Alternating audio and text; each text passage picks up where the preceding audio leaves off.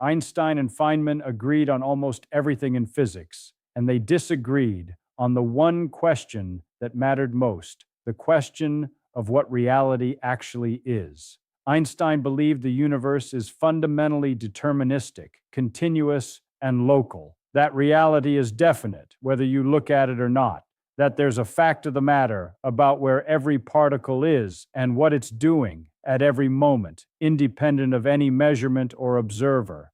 Feynman accepted quantum mechanics as it is, probabilistic, nonlocal, deeply bizarre, and refused to demand it be something more comfortable. His position, essentially, the universe doesn't owe you an intuitive picture. It owes you accurate predictions. Quantum mechanics provides those. Done. This disagreement isn't historical trivia about two dead physicists.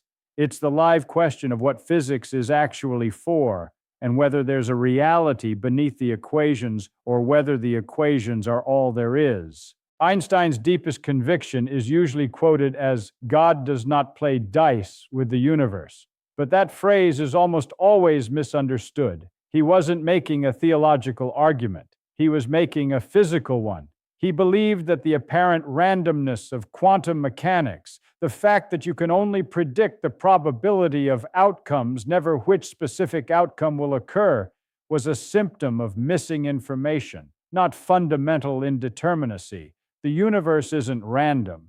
We just don't have complete information about it. Underlying the quantum probabilities, he believed, must be hidden variables, definite physical properties that particles possess whether or not anyone measures them. If we knew those hidden properties, we'd be able to predict individual outcomes, not just probability distributions.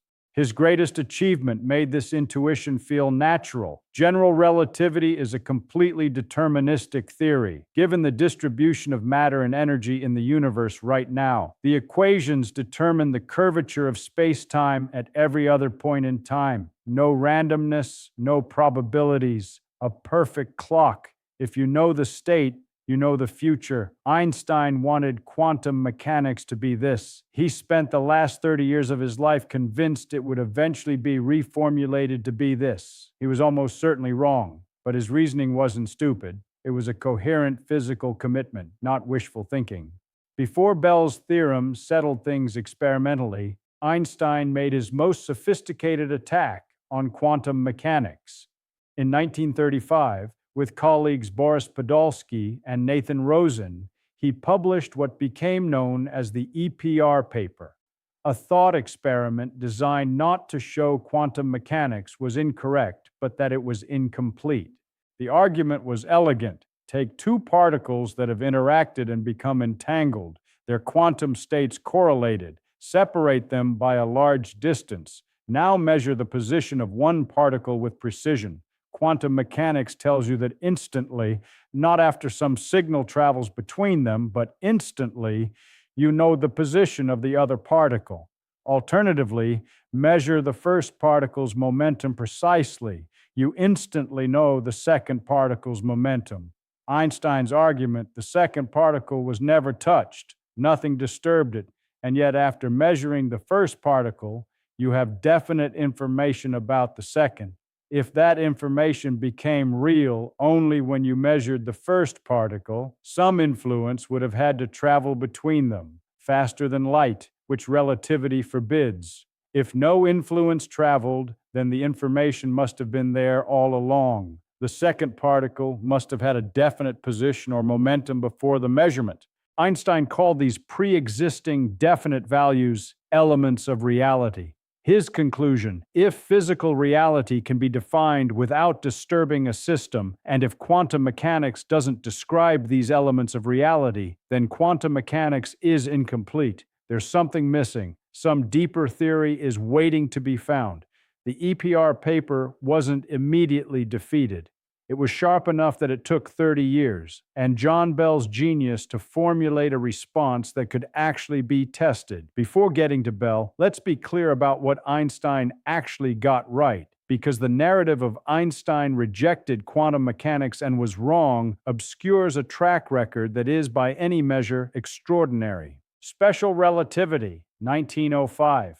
The speed of light is constant for all observers. Time dilates at high velocities. Simultaneity is relative. Mass and energy are equivalent via EEMC2. All of this has been confirmed to extraordinary precision in particle accelerators, GPS satellites, astrophysical observations, nuclear physics, all of it correct.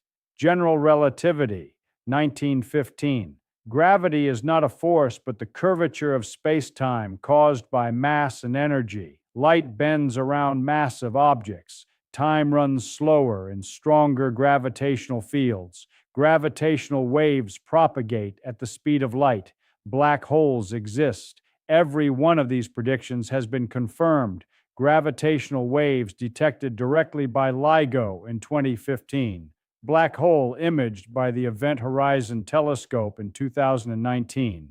100 years after the theory was published, we're still confirming new predictions. In 1905, Einstein published a paper on Brownian motion, the random jittering of pollen grains in water, and provided the first rigorous statistical proof that atoms actually exist. Before that paper, the existence of atoms was disputed by serious scientists. Einstein settled it.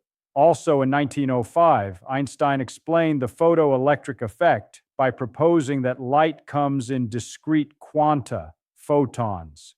This was the paper that won him the Nobel Prize in 1921, and it was one of the foundational papers of quantum mechanics itself.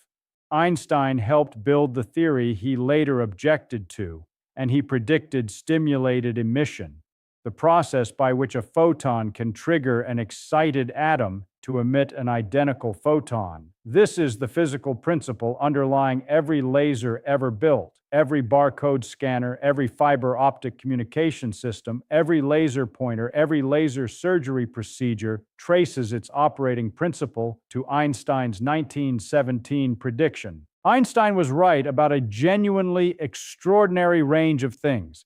His instincts about quantum mechanics were the one major case where his intuitions led him in the wrong direction, and even there, as we'll see, he correctly identified the problem even if he incorrectly diagnosed the solution. Feynman came to physics after quantum mechanics was already established. He didn't have to accept it against his prior intuitions the way Einstein did. It was the water he swam in. And he didn't just accept it passively, he reformulated it. His major contribution to quantum mechanics was path integrals, a completely new way of computing quantum mechanical amplitudes. In standard quantum mechanics, you solve the Schrödinger equation for the wave function and extract probabilities.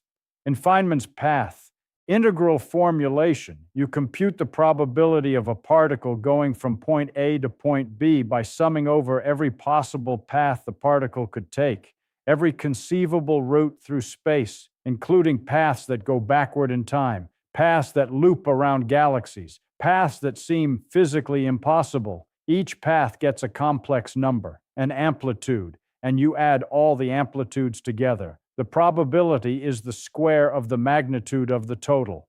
This is, if anything, stranger than standard quantum mechanics. It makes the non-locality explicit rather than hiding it. The particle doesn't take one path. The calculation literally involves every path. The interference between paths, the way they add together or cancel, is what produces the quantum mechanical probabilities. Feynman's attitude toward this, that's just how it is. The demand that quantum mechanics be intuitive is a demand you're making, not a demand nature is obligated to satisfy.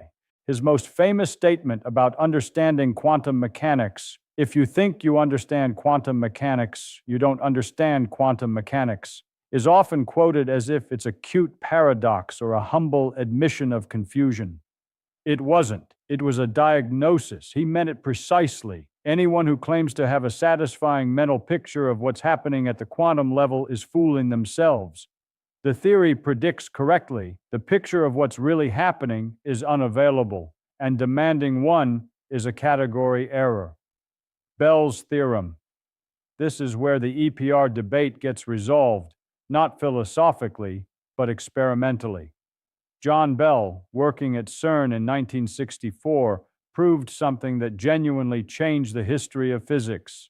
Bell asked, if Einstein is right, if there are local hidden variables, definite properties particles carry with them before measurement, what does that constrain about observable statistics?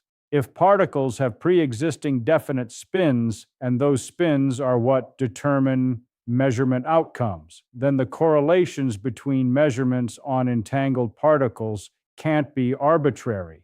They have to satisfy certain mathematical inequalities. These are called Bell inequalities. Quantum mechanics predicts that entangled particles will have correlations that violate those inequalities. If quantum mechanics is right about the statistics, local hidden variables can't exist. The experiment was run by John Clauser in 1972 and more definitively by Alan Aspect in 1982. The inequalities were violated, exactly as quantum mechanics predicted. The experiments have been run many times since, with increasingly sophisticated designs closing various loopholes: the detection loophole, the locality loophole, the freedom of choice loophole. Every version has confirmed the same result.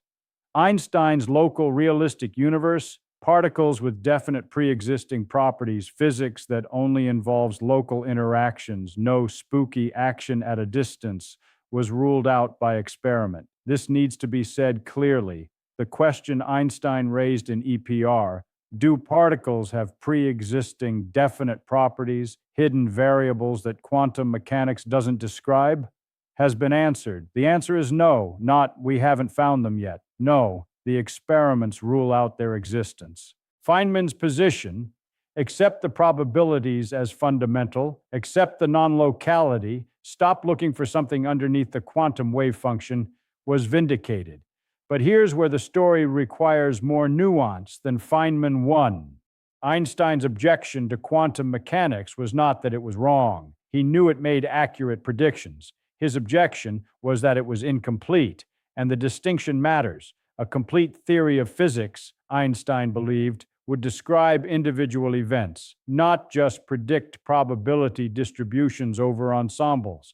If you set up an experiment and run it once, a complete theory should tell you what will happen. Quantum mechanics tells you the probabilities across many runs. It says nothing definitive about this run. The wave function describes statistics. It doesn't tell you what will happen to this electron in this measurement. To Einstein, this was a fundamental failure, not a practical limitation to be worked around, but a sign that the theory was missing something essential: his deeper commitment. The universe exists independently of observation. There's a definite state of affairs whether anyone looks or not. The moon is there when nobody's watching. Particles have definite positions whether or not they're measured. Reality doesn't require an observer to be real. Quantum mechanics, at its most radical interpretation, the Copenhagen interpretation associated with Bohr, appears to deny this. The wave function is not a description of what's there independent of measurement. It's a description of what you'll find if you measure. What's really there between measurements is not a question the theory addresses, and this, to Einstein, was not physics. This was giving up. He was never able to accept it, not because he was stubborn, because his commitment to observer-independent reality was a deeply reasoned physical conviction, not a prejudice. He saw clearly what quantum mechanics was asking him to accept, and he found it physically incoherent. Feynman admired Einstein enormously. The 1905 papers are among the greatest individual contributions to physics in history. General relativity is, by many measures, the most beautiful physical theory ever constructed. Feynman recognized this. But he didn't defer to Einstein's instincts about quantum mechanics. Admiration isn't the same as agreement. His critique stated simply, Einstein was demanding that nature conform to intuitions built from experience at the wrong scale. Human intuitions were calibrated by evolution for navigating a world of macroscopic objects, rocks, animals, weather. They work at that scale. They have no authority at quantum scales.